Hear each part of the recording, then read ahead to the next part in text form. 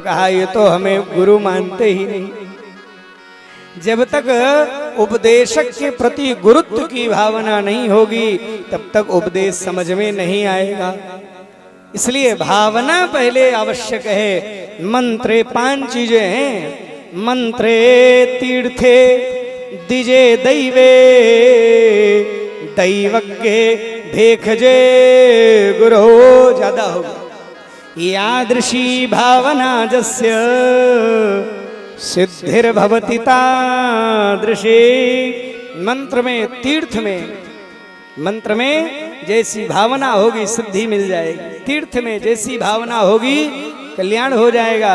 और नहीं तो वहां काई दिखाई पड़ेगी, जलकुंभी दिखाई पड़ेगी, है नहीं। और वहां अगर तीर्थ की भावना है तो साक्षात गंगा जी दिखाई पड़ेंगी। इसलिए महाराज नहीं, मंत्रे तीर्थे द्विजे। ब्राह्मण में अवगुण दिखाई पड़ेंगे। लेकिन एक बात कह दूं आपसे, यदि आपने उनको ब्राह्मण की दृष्टि से मान करके उनका सत्कार किया है तो जो ब्राह्मण की सेवा पूजा से फल मिलना चाहिए वो आपको मिलेगा जरूर। लेकिन उनकी चाहे जितनी दुर्गति हो जाए इसमें उनका दोष नहीं है। इसकी बात का जरूर ध्यान रखना चाहिए। इसलिए मंत्रे तीर्थे दिजे दैवे। और देवता में जैसी भावना होगी वैसा फल मिलेगा। दैवज्ञ ज्योतिषी में जैसी भावना होगी लाभ मिलेगा। दैवज्ञ भेखजे दवा में अगर विश्वास है कि अमुक डॉक्टर के यहाँ जाएंगे फायदा होगा तो हो जाएगा। दैवज्ञ भेखजे गुरु में जैसी भावना होगी वैसा ही फल मिलेगा। यादृशी भावना जस्य सिद्धिर्भवत्तादृशी। गाय अगर कुछ पन्नी भी खाती हो, थर्माकोल भी खाती हो, लेकिन गाय का पूजन करने का जो फल मिलता है, यदि गाय के पूजन को आप करेंगे तो फल आपको वही मिलेगा। गाय चाहे जितने दुर्व्यसन में लिप्त हो, गाय का दोष गाय भोगेगी, पुण्य आपको जरूर मिलेगा। ऐसे ही सभी वस्तुओं में है। इसलिए निवेदन करूं, ध्यान से समझिएगा। अब महाराज ये कहे कि अब हमारी बात तो मानेंगे नहीं, चलो इनको पकी वाली दाढ़ी के पास ले चलते। ले गए पितामह भीष्म के पास। और पितामह भीष्म तो लेटे हैं सरसैया पर। वहां लेके पहुंचे महाराज तो देखा सामने से युधिष्ठिर आ रहे हैं। युधिष्ठिर आए, चरणों में गिर गए। कहा गुरुदेव पितामह आप ही मार्गदर्शन करिए, हमारे कुल के श्रेष्ठ हैं आप। तो यहाँ महाभारत में इसको भीष्म गीता कहते हैं। 2 गीता हैं भागवत में, महाभारत में। एक भगवत गीता है जो भगवान कृष्ण ने अर्जुन को सुनाया। एक भीष्म गीता है जो भीष्म पितामह ने युधिष्ठिर को सुनाया। वो भी बड़े कल्याणकारी है। वहाँ क्या क्या है वहाँ भी बताया है। दान धर्मान, ये पितामह कह रहे हैं युधिष्ठिर से कि राजा का प्रथम कर्तव्य है दान धर्मान, राजधर्मान, मोक्ष धर्मान, विभाग सह, स्त्री धर्मान, भगवत धर्मान, समासभ्यास योग सह। किसी को विस्तार में, किसी को संक्षेप में कह दिया। और एक बात कहूं, कह दिया तो अर्जुन से कहा अर्जुन तुम्हारे सारथी नहीं दिख रहे। तब तक भगवान के सामने आ गए। भगवान सामने आ गए एकदम। कहा दादा याद कर रहे थे? हाँ आप ही को तो याद कर रहा था। कहा आप ही को याद करने में ये 6 महीने का दुख सहना पड़ा। और एक बड़ी विचित्र बात कही, केशव भागवत में तो नहीं लिखा ये विचार, लेकिन महाभारत में है। कहा केशव एक बात कहूं, मेरे जीवन में मैंने कोई अपराध नहीं किया। मुझे याद है कि मैंने पूरे जीवन में नैष्ठिक ब्रह्मचर्य का धारण किया। मैंने 8 प्रकार के ब्रह्मचर्य होते हैं महाराज, 8 प्रकार के। स्मरण करना, केली करना, बातें मैंने कीर्तन करना, अध्यवसाय करना, निश्चय करना और रति करना, ये सारे 8 प्रकार के हैं मैथुन। इनका मैंने त्याग किया। मैंने संकल्प पूर्वक अपने पिता के लिए पूरे जीवन भर महाराज ब्रह्मचारी रहा। हमने पूरे जीवन भर राज्य नहीं किया, मैंने सारे धर्मों का पालन किया। बताइए ना महाराज, क्या कारण है हमारे जीवन में कि जो हमें इतना दुख भोगना पड़ा? पितामह भगवान से कह रहे हैं, निवेदन करो, ध्यान से सुनना। पितामह ने कहा, नाथ हमारे जीवन में ये दुख क्यों आया? 6 महीने आदमी को एक सुई लग जाए, रात भर कैसे कटेगा? 6 महीने हजारों बाण चुभे हैं। भगवान ने देखा इस जीवन में तो नहीं दुख आया, अगले जीवन में भी तो ऐसा कुछ नहीं किया। देवी भागवत में भी ये चर्चा है कि 23 अवतार पीछे ले गए भगवान। 23वें द्वापर में देखा, ओहो पितामह आपने उठाया तो एक सर्प को और एक झाड़ी पे फेंका, उसके सैकड़ों कांटे शरीर में लगे, 6 महीने तक तड़पता रहा, मृत्यु हुई। उस पाप का भोग करने के लिए आपने 23 बार, इतना पुण्य था आपके जीवन में, इतना प्रारब्ध था कि वो आपको प्रभाव दिखा नहीं पाया। लेकिन अब की बार समय आया और अब की बार समय हुआ कि आपको शरीर छोड़ना है, आपको आवागमन के बंधन से मुक्त होना है, आपको भगवत शरणागति लेनी है। इसलिए अब की बार वो दुख का भोग करके समाप्त करना है। दुख का भोग जीवन के पाप को काटने वाला है। जितना ही जीवन में दुख आ रहा है वो आपके पाप को दूर कर रहा है। निवेदन करूं, इसलिए बहुत सावधान होकर के अपने दुखों का भी भोग करना चाहिए। तो महाराज पितामह ने कहा कि प्रभु आप याद आते रहे थे, मेरी इच्छा है, अब मेरे बहुत इंतजार करने पर आप आए हो। मेरी एक इच्छा है। क्या? मेरी इच्छा है कि सदैव देवो भगवान प्रतीक्षता। मेरी थोड़ी प्रतीक्षा आप भी कर लो। आप बहुत प्रतीक्षा कराए हो कि सदैव देवो भगवान प्रतीक्षता कलेवरम या वदिदम हिनोम्यहम। आप क्या कर रहे हैं? कहा अहम यावत इदम कलेवरम नहीं नोमी, अहम यावत इदम कलेवरम नहीं नोमी तावत भगवान प्रतीक्षिता। जब तक मैं इस शरीर कलेवर को छोड़ के ना चला जाऊं तब तक मेरी प्रतीक्षा कर लीजिए। भगवान ने कहा, वारे दादा कब मन बनाए हो जाने का पता ही नहीं है, क्योंकि इच्छा मृत्यु का वरदान है। भगवान चेहरा लटकाए, पितामह ने कहा बाबा ऐसा लेके नहीं जाना है। तो प्रसन्न सा ऋण लोचनो लसन, वो मुस्कुराता हुआ चेहरा लेकर के जाना है। प्रसन्न सा ऋण लोचनो लसन अमुखाम्बुजो ध्यान पत चतुर्भुजा। और 2 हाथ वाला नहीं, 4 भुजा वाला स्वरूप भगवान देखते देखते 4 भुजा में हो। बोलिए भक्तवत्सल भगवान की। और जो 4 भुजा में हो गए, आनंदित हो उठे पितामह। पितामह ने कहा मुझे पूजा करनी है, लेकिन फूल कहाँ से लाऊं? अब तो मृत्यु के मैंने सरसैया पर पड़ा हूं, तो पुष्प लाना नहीं है। तो पुष्पताग्रा छंद में, बड़ा सुंदर छंद है ये, पुष्पताग्रा छंद में 11 दिन माने एकादशी का दिन था, एकादशी था, माघ था, शुक्ल पक्ष था। तो कहा 11 मंत्रों में पितामह ने भगवान की स्तुति गाई है। इतिमति रूप कल्पिता वितृष्णा भगवती सात्वत पुंगवे विभूमि। इतिमति रूप कल्पिता वितृष्णा भगवती सात्वत पुंगवे विभूमि। स्वसुख मुपगत क्वचित् विहर्तुं, स्वसुख मुपगत क्वचित् विहर्तुं, प्रकृति मुपेयुष्यत् भव प्रवाह।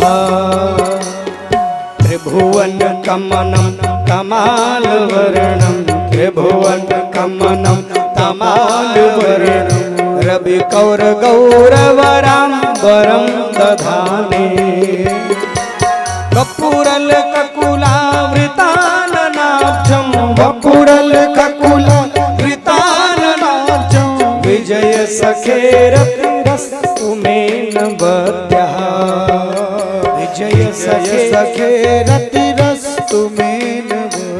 क्या कह रहे हैं? ए विजय सखे, ए विजय सखे, अर्जुन के सखा मेरी रति आप में हो जाए। हे त्रिभुवन कमनम, त्रिभुवन कमनीयता जिस आप में भरी पड़ी है, नाथ आप कृपा कर दो, मेरी ओर देख लो। और एक विचित्र बात कह रहे हैं, भगवान की रास का ध्यान पितामह कर रहे हैं मरते समय।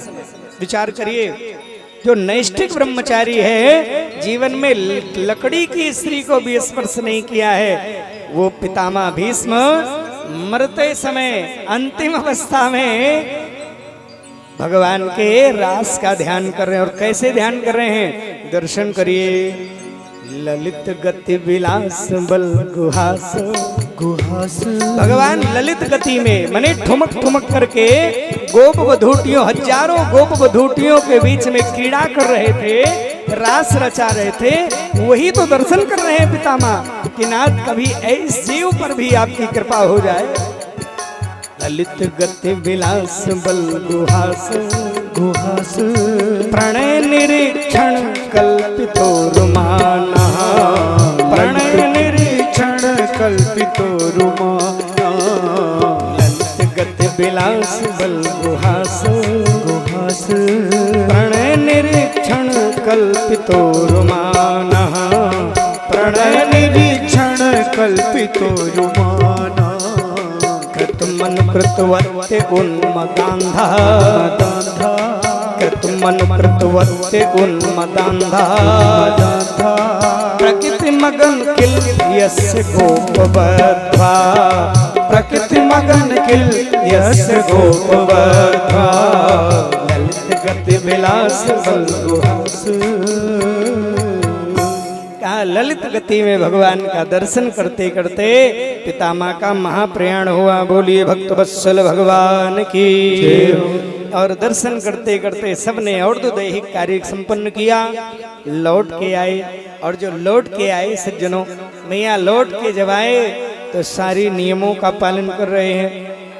अब महाराज पता चला कि वहां अर्जुन भगवान को पहुंचाने गए। भगवान सारे क्रम बनाए, अपने तेज को भागवत जी में स्थापित किया और शरीर छोड़ करके अर्जुन को अपनी गोपियों को सौंप करके चले गए। अर्जुन लेके लौटे, भगवान भील बन करके छीन लिया। नहीं बताया कि पुरुष बलि नहीं होत है, समय होत बलवान भेनल लोटी गोपिका वही अर्जुन वही बाण, सब वही है।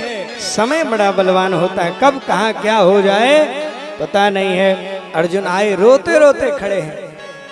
अर्जुन को देखकर पितामह ने बहुत सारी बातें कही। समय अभाव निवेदन करो, कहा कि अर्जुन ने कह दिया वंचितो, हम वंचित हो गए भैया।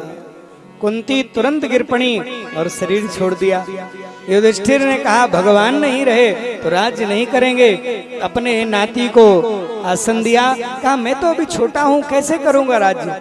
कहा तुम्हें नहीं करना, हमारे कुल के जो गुरु हैं, हमारे कुल के आचार्य हैं, इन्हीं के निर्देशन पर सारा कार्य व्यवहार आचरण करना। तुम्हारा बाल बांका नहीं होगा। धर्म नियंत्रित अगर हमारा कार्य रहेगा तो हमारा कभी भी नुकसान नहीं हो सकता है। जाओ राज्य करो। और बड़े हुए परीक्षित, इन्होंने कई दिग्विजय यात्राएं करी और युधिष्ठिर आदि स्वर्गारोहण के लिए कई दिग्विजय यात्रा की। एक दिन महाराज दिग्विजय यात्रा के पूर्व इन्होंने अपने बाबाओं वाला दरवाजा खोला। एक बाबा के कमरे से मिल गई एक संदूक, मंजूषा, रजत मंजूषा।